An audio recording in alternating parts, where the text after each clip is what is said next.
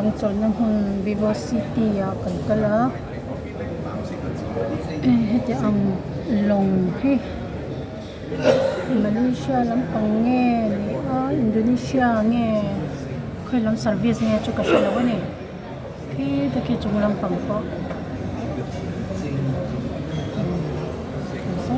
so ke chu long a chong be chi kan ni lo ka lu hai za heti ya ke en rong po henin ka lu hai ka lu ka chok ani so song la ya tui chung a henin banan phun thot kho mai ne an van thiam ta ke o thiam ta kan ya hiat e ki ta ke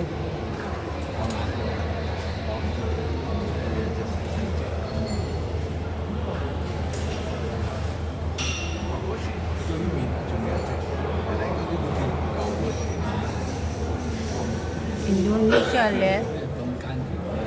Malaysia where one more far over there. yeah so the so he tami he so lampang a so la ni so ke kamiron ship bel ne so the so pakata umate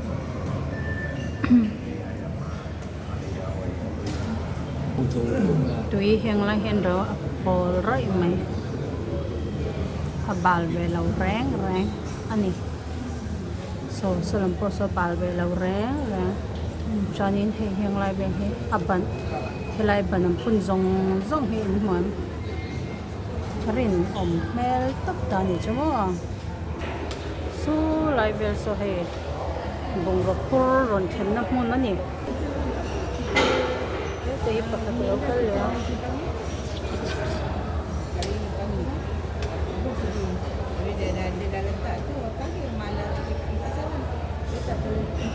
How much the crab? $110 1 kilo. Oh my god, so expensive. Hey, crab te, chakai te, kai kuang te, ni alin tan rồi. Hey, bắt tàu già hay rap tha.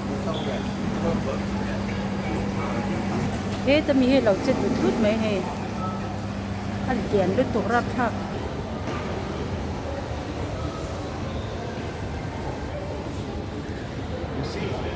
Drone phật nan. They are the most advanced.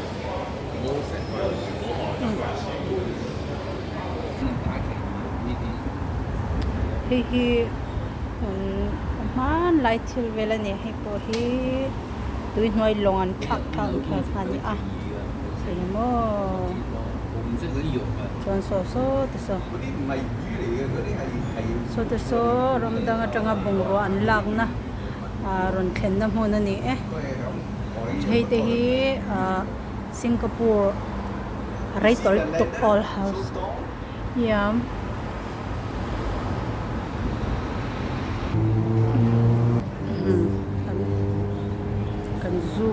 kan zoom le lawa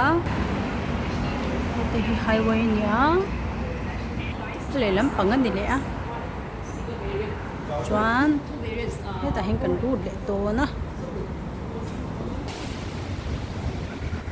hi mi chung hi Vivo City ti chu ni a chuanin chunga kan ru le do na mi chin khanin chunga tang kan ron chua ka ton hi pon lampang kan bi zo chia chuan chunga kan ru le don ani oi he Christmas discount ne ya chuanin an chei na sakap mai moi khap mai hanoi khu level 1 ani tun hi kanom na hi level 2 ani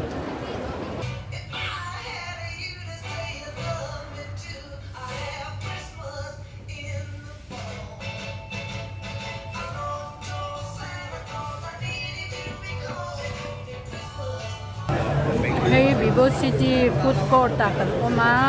B2 nia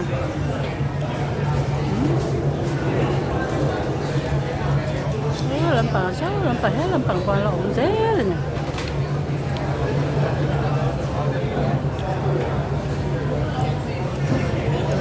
hay lampang shopping mall lampang ni a ko se op chong